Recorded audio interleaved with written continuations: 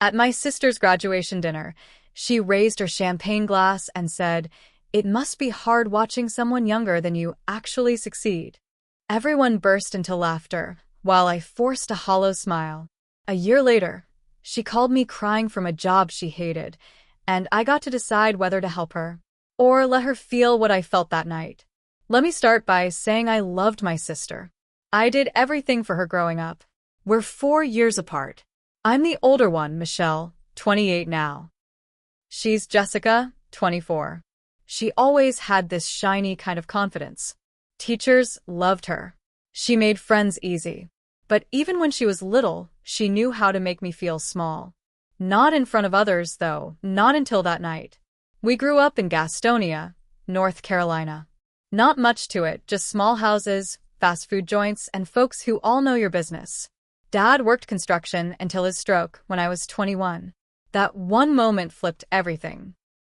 I dropped out of Gaston College my second year, so I could take care of things at home. Mom had 2 jobs. Jessica was still in high school. Someone had to keep the bills paid. That someone was me. While she was off touring campuses, I was calling Duke Energy trying to get extensions. I worked at CVS during the day and bartended at night. Sometimes I'd come home and hear her on the phone talking about how she couldn't wait to leave this dead town and start her real life. She never thanked me for what I gave up, but I never asked her to.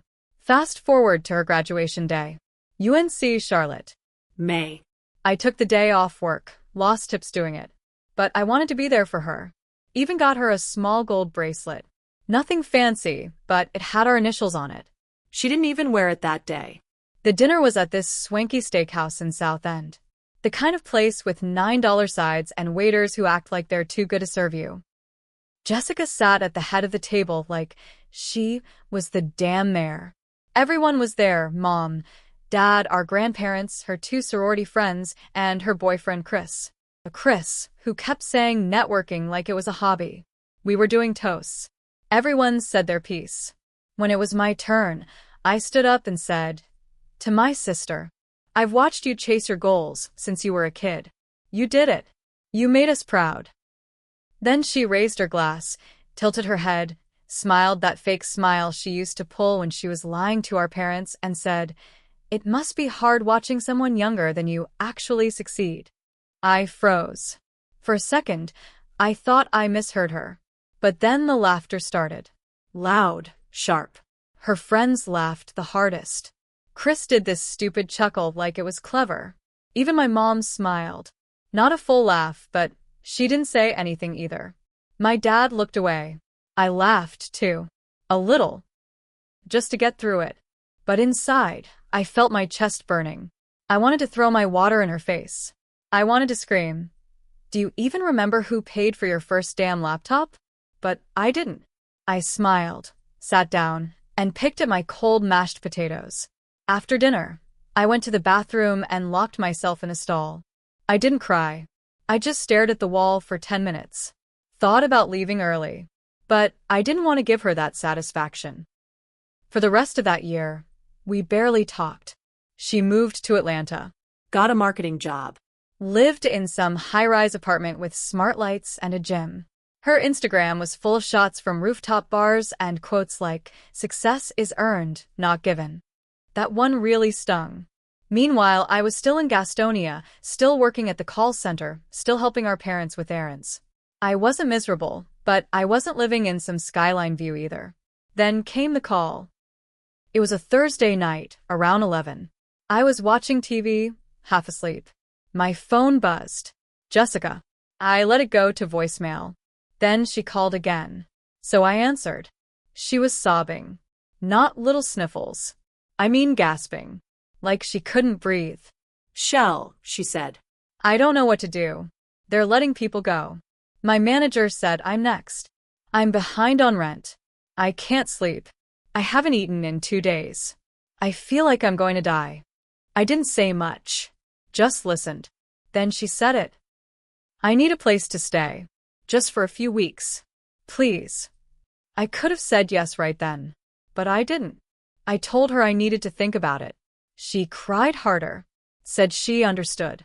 Said, I'm sorry for how I treated you. I was stupid. I didn't know. I hung up and sat there in the dark.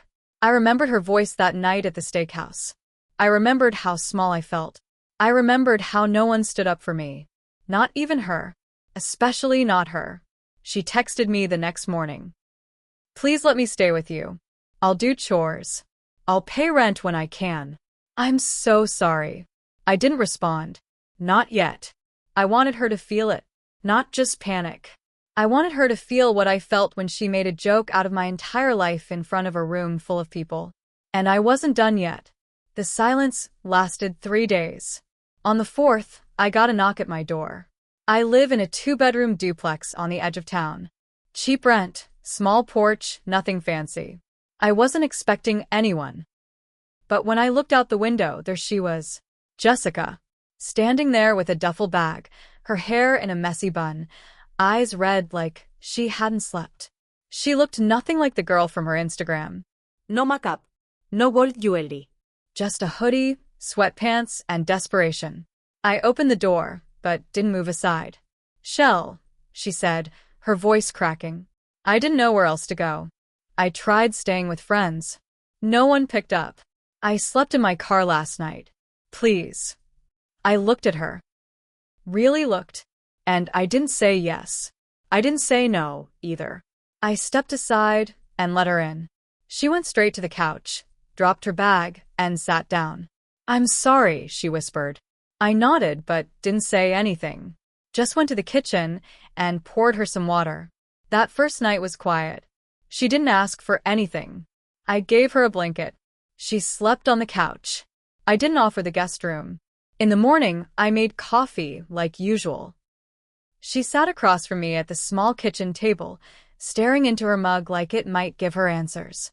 I was a bitch, she finally said. At dinner. At graduation. I was trying to impress people. And I made you the punchline. I didn't look at her. You don't have to forgive me. I just needed somewhere safe. I didn't know where else to go. I nodded again. You can stay. For now. She smiled a little. It didn't reach her eyes. The days that followed were quiet. She slept a lot. Barely ate. I didn't ask questions. But one day, I came home from work and saw her laptop open, resume on the screen, and job sites pulled up. Part of me felt proud. The other part felt something colder. She was only doing this because she had to. Not because she changed. Not because she respected me. Then I got a call from my mom. She told us she was staying with a friend. Mom said. Didn't say it was you. Of course she didn't. She was too proud to admit she needed me. But not too proud to sleep on my couch. Then came the second twist. A week later, she got a call from her old job. They were hiring back some laid-off employees. Rehiring them with better pay to cover the legal mess they got into for how they handled layoffs. Jessica was one of them. They offered her a remote role. Higher salary. Same benefits. Start date. 2 weeks from now. I expected her to be grateful. Maybe even show me she'd learned something. Instead, she started acting like her old self again. Little comments. Passive digs. This place really needs better lighting. Do you always eat dinner this late? You're not gonna live here forever, right? Like the past year hadn't happened. Like she hadn't cried on my doorstep. Then one day, I came home and found her sitting in the guest room. My sewing room. The one I never offered her. My stuff fits better in here, she said, like it was hers now. Is certo her. I didn't say you could move in here. She looked surprised. I just figured, since I'm starting work again soon. I'll pay rent, obviously. I laughed. For real this time. You figured wrong. She blinked. What's your problem? I stepped closer. Calm, quiet. You made a joke out of me in front of our whole family. You ignored every sacrifice I made. Then you came crawling back and pretended to apologize, but the second you get a taste of your old life again, you start acting like I owe you something. That's not true. Yes, it is, I snapped. You haven't changed. You just lost your mask for a minute. She stood up. I'm your sister. Exactly. And that should have meant something when you had the mic in your hand and everyone was looking at you. She didn't say anything. I pointed to the couch. Move your stuff back. You've got one more week here. Then you figure it out. She tried to argue. I didn't argue back. I walked away. And this time, I didn't feel hollow. I felt in control. But the real revenge was still coming. Because Jessica wasn't the only one with secrets. And I had one that would turn her world upside down. She moved her stuff back to the couch. But the damage was done. Something had shifted between us. I wasn't the quiet sister anymore. She wasn't the confident, untouchable one either. Now she walked around like she was waiting for the floor to give out. And I let her. I let her stew in that tension. That quiet dread. Then one night, after I got home from work, I saw an envelope on my kitchen table. It was half open. Inside was a letter, something personal. From our grandfather. He had sent it to me a month before Jess showed up. I'd tucked it away and forgotten about it. Only now it had been opened. You went through my stuff? I asked when she came in from the shower. She froze. What? That letter wasn't open before. It was in my desk drawer. I was looking for stamps, she said too fast. I walked over to the drawer. My notepad had been moved. My checkbook, too. You looked through everything. It's not a big deal, she said, wrapping the towel tighter around herself. I wasn't snooping. You're always snooping, Jessica. She glared at me. Why do you care? You've been dying to kick me out since I got here. No, I said. I've been waiting to see if you'd stop acting like you're better than everyone. But I should have known better. She rolled her eyes and walked past me. I thought that was the end of it. But then, 2 nights later, I got a call from someone I hadn't talked to in years. My ex-boyfriend. Troy. We dated in our early 20s. I thought I was going to marry him, until I found out he'd been seeing someone else, someone close to me. He never told me who. But on the phone, he sounded nervous. I think your sister's back in town, he said. I froze. What? I saw her. At the gas station by 321. She smiled at me, then said, "Long time no see." I didn't respond. Then he added, "I always thought you knew." She was the one I was seeing back then. My hand went numb. Jessica. It had been her. All these years, I'd blamed myself. Thought maybe I'd pushed him away. But it was her. My own sister.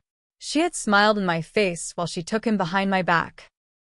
I hung up without another word. I didn't confront her right away. I waited. Watched. She acted normal. Talked about getting her new job set up. Asked if she could use my printer. Made eggs in the morning like we were best friends. Then I went into her bag when she was asleep. I found the paperwork. The new job offer. Salary. $87,000. Fully remote. I also found something else, her old phone. She must have forgotten to factory reset it. Curiosity took over. I charged it. And there it was. Text from years ago. From Troy. From her. I told her we were done, he wrote. She won't take it well, she replied. Let me handle it, he said. She's fragile. Then her reply. You're too soft. She needs to grow up. My chest ached. I didn't sleep that night. By morning, I knew exactly what I was going to do. I called her future employer.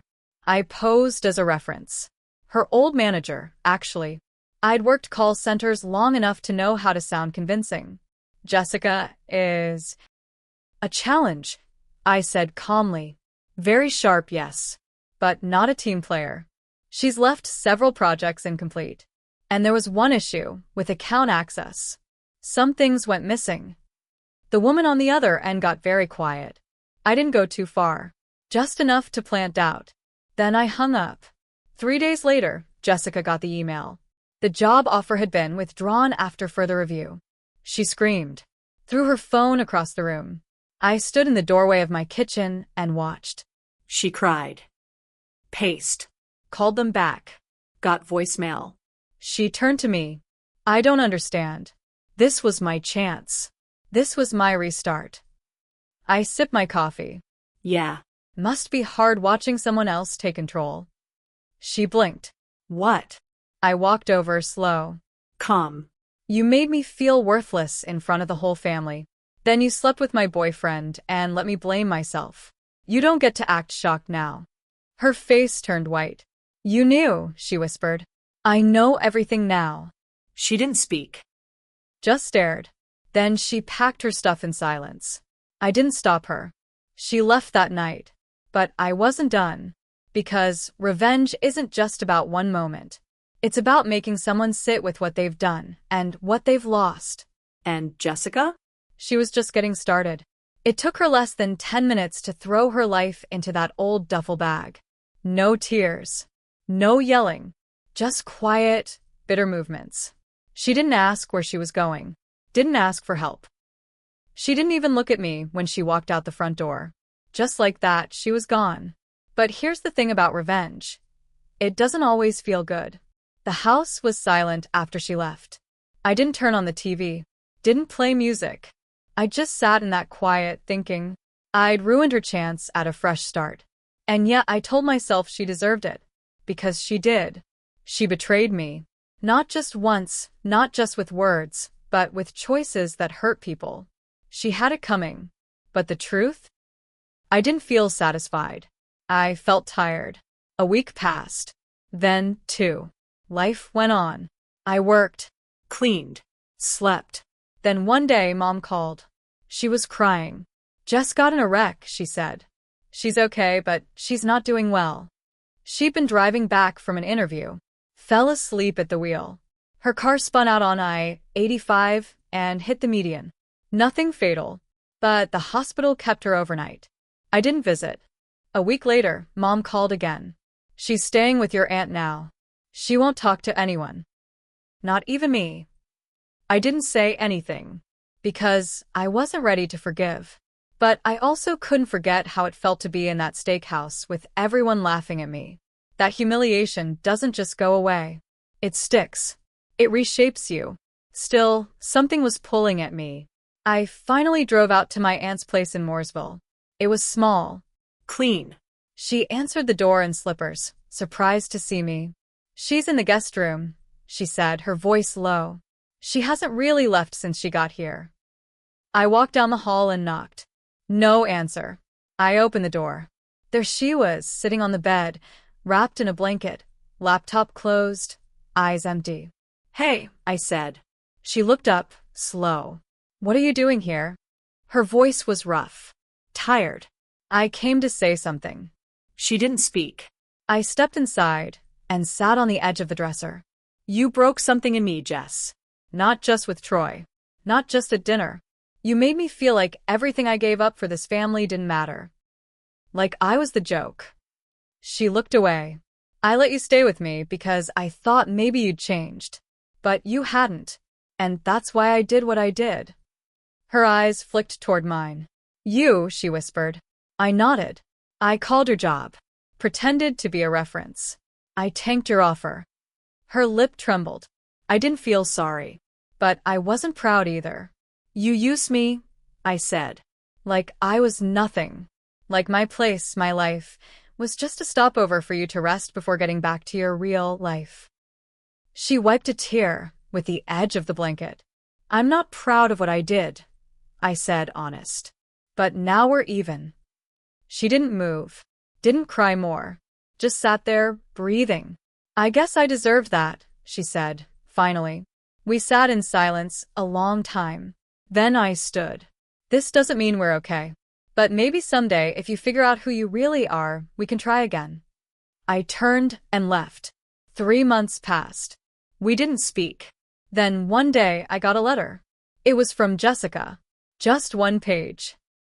No apologies. No sob story. Just this. I'm taking community college classes now. Marketing didn't work out. I'm thinking about switching to nursing. Something useful. Something real. You were right. I never saw you clearly. I do now. Thanks for letting me fall. I needed to. Jess, I sat at my kitchen table, the same one where she once joked about my old life. And I realized something. Revenge doesn't always come with fire. Sometimes it comes with silence, with truth. with someone finally seeing the damage they caused and having to sit in it. And me? I finally let go of the weight she put on me. But I never forgot. Because some wounds fade. Others leave scars so deep, they change how you walk. And now? Now we walk taller. Because I made her see me, not as the sister she could step over, but as the one who stood back up.